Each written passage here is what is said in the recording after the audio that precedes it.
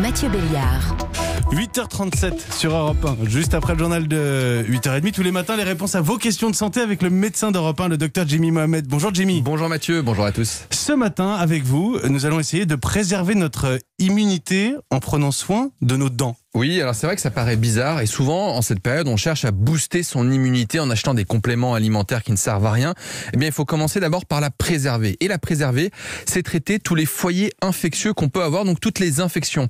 Et cette infection la plus fréquente, c'est celle des dents qui va entraîner de l'inflammation. L'inflammation en temps normal c'est pas très grave puisque lorsqu'on arrive à la combattre, on remet les compteurs à zéro. Mais lorsque l'infection persiste, cette inflammation devient chronique et délétère pour notre système immunitaire et donc il faut prendre soin de ces dents et cette gingivite qu'on peut avoir. Vous savez, lorsque vous avez les dents, les gencives qui vont saigner, eh bien, elle va provoquer de l'inflammation et l'inflammation au niveau du cœur. On sait que c'est un lien avec des maladies cardiovasculaires. Il y a une infection très grave qu'on appelle l'endocardite qui survient au décours d'infections dentaires. Et puis, on s'est rendu compte que la maladie d'Alzheimer pourrait être provoquée, déclenchée par des gingivites, donc l'inflammation des dents.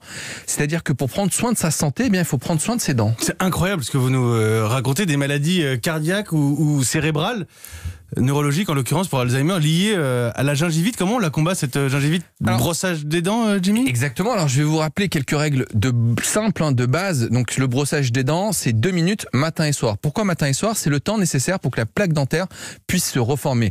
Donc ça passe par l'achat d'une brosse à dents. Je vous conseille des brosses à dents avec des poils souples. Les poils rigides vont irriter et abîmer vos gencives, ça ne sert strictement à rien. La brosse à dents, elle se change tous les 3 mois. Chaque saison, il faut la changer. On a tendance à la garder un peu plus longtemps, mais au bout d'un moment, elle n'est plus efficace.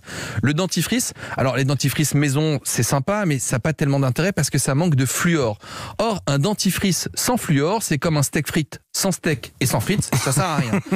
Ensuite, il ne faut pas oublier d'utiliser le fil dentaire, puisque le fil dentaire va permettre de déloger des petits aliments qui vont se coincer entre les dents, et les bactéries adorent se nourrir de ces petits aliments qu'on va négliger. Vous pouvez aussi utiliser une brossette interdentaire, c'est vraiment très important. Et puis, ça passe aussi par la consultation chez le dentiste, le détartrage 1 fois par an. Et puis souvent, ce qu'on a tendance à faire, c'est d'aller voir le dentiste quand on a mal aux dents. Or, il ne faut pas attendre d'avoir des symptômes pour consulter. Allez le voir de façon préventive. Les soins dentaires seront beaucoup moins douloureux. Et puis, si jamais vous êtes très phobique du dentiste, désormais, certains pratiquent de l'hypnose. L'hypnose dentaire pour vous permettre de pratiquer vos soins dentaires. Car si vous négligez vos dents, vous allez négliger votre santé. Vous avez peur du dentiste? On n'est jamais très à l'aise, faut être honnête. On n'est jamais très à l'aise. Les médecins sont plus sympas que les dentistes. Et pourtant, le message est passé. Soignez vos dents, vous protégerez votre cœur et votre cerveau. C'est le message ce matin. Jimmy Mohamed, merci beaucoup.